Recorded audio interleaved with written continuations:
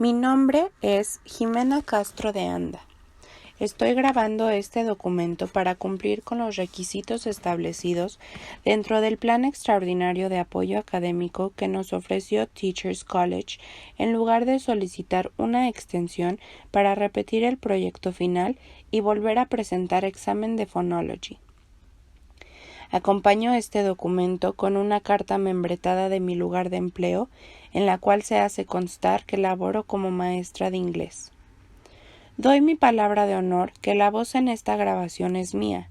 Me comprometo a enviar este documento, junto con el link de YouTube, en donde he subido la grabación que corresponde a este documento el día lunes 18 de noviembre a las 10 de la mañana. This was the warm-up that I was asked to do.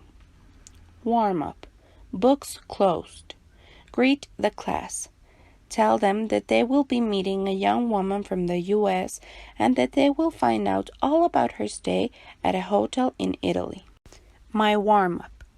So today what we're going to do is we're going to learn prepositions and we're going to review a previous lesson about it is, it's, and is. Okay, do you remember the lesson? This is not the right moment to start a discussion about a past lesson.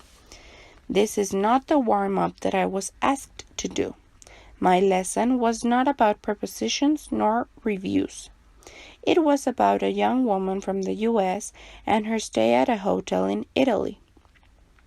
My students will not have fun if I mention learning about prepositions and reviewing a past lesson. They will be excited about meeting a young woman from the U.S. that is staying at a hotel in Italy. Read us does not exist. You read something to someone. For example, read the book to me. Read the report to the members of the board. I wrote, okay, so something happened to Linda. Can you guess exactly what happened to her? This is a run-on sentence. You cannot have two independent clauses without a connector, or stop and start again. Connectors are and, but, so, yet. I should have written, okay, so something happened to Linda. Can you guess exactly what happened to her? I will study the following examples before I write and record 3 of my own examples. It is quite late, so we must hurry, comma, and so. This coat is very expensive, but I really love it, comma, and but. These are my own examples. The weather was rainy, yet it wasn't cold, comma, and yet. Elsa is beautiful, but she is a very rude person, comma, and but. I studied hard, so I passed the test, comma, and so. I must place periods at the end of every statement. I must place question marks at the end of every question. I asked the students to open their books and follow along as they were listening. I cannot ask the students to open their books and follow along as they listen to the conversation or to the letter, etc., because then it is no longer a listening comprehension activity, but a reading activity. If I want my students to develop listening comprehension skills, I cannot have them read along. This is counterproductive. I must correct my students. If I do not correct my students, they will keep making the same mistakes over and over again. I will correct my students by modeling correct pronunciation and making them repeat. I will try to correct my students within a phrase or a statement, something meaningful, something that makes sense. I will not correct students by making them repeat an isolated word, a word by itself. If I ask Caro to repeat think, she will repeat think, but it does not make sense. Make her say, I think so. Here, I am teaching correct pronunciation, intonation, as well as something meaningful. I began my class sitting upright, very confident, good voice level. Later on, I began to rest my face on my hand and to slump on the table. This is not a good sign. It denotes boredom and sends a message that I do not enjoy being there. I must always keep in mind that I am hired and I am being paid to teach English, to engage my students, to make them want to learn to speak, to understand, to read, and to write English. To do this, I must be enthusiastic and show it with my body language.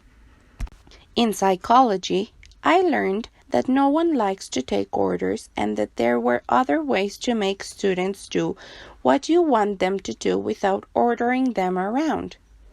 An alternative was to say, "You do not need your books right now, class." This instead of "put your books away." I gave them both instructions. I should use the alternative most of the time. My instructions must be simple, logical, and as short as possible. I should say, "You are going to do a role play, not make a role play." I will get a basic grammar book, review the use of make and do, and write and record 3 examples of my own using make and 3 examples of my own using do correctly. 1. The students are making a lot of noise. 2. Dogs make me smile. 3. Wine is made from grapes. 1. The students are doing the homework. 2. You should do something about that situation. 3. It is my turn to do the dishes. I seem to repeat everything my students say. For example, when Jimena said, "Yes, to rate the hotel," I said, "to rate the hotel." There is no need for this. I must speak less. I can say good, fine, etc., but I should not repeat what the student says. I said, I would rate it with 4 stars. It was probably a typo, but I know that it should be 4 stars, not 4 stars. Also, I must omit with.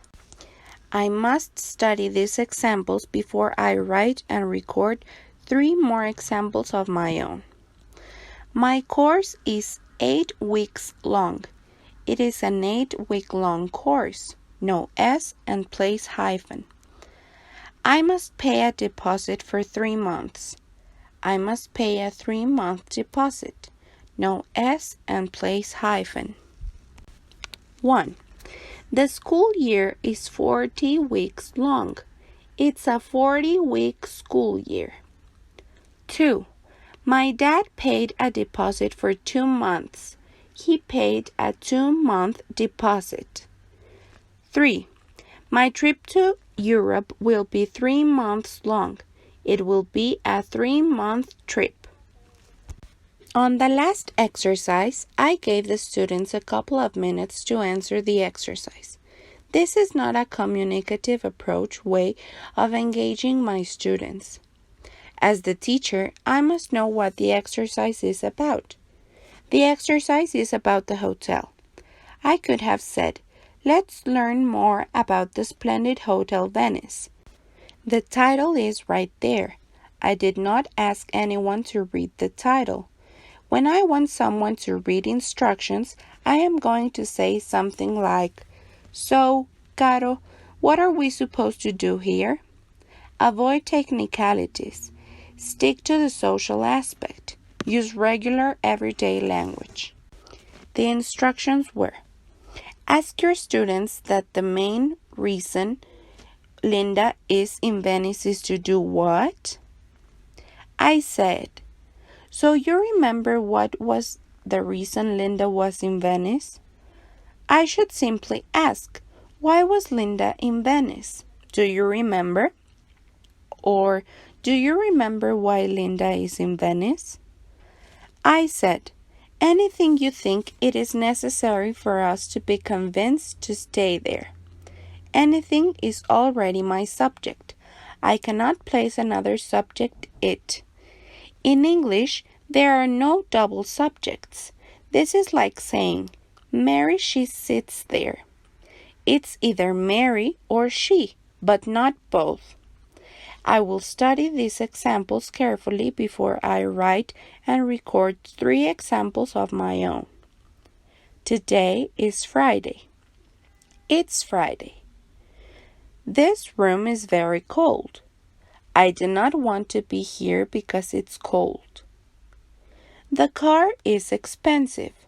I cannot buy the car because it is expensive. 1. The teacher, she said no homework. The teacher said no homework. 2. Andy, she is sick. Andy is sick. 3. The doctor, he said Ale is okay. The doctor said Ale is okay. I said, for us to be convinced.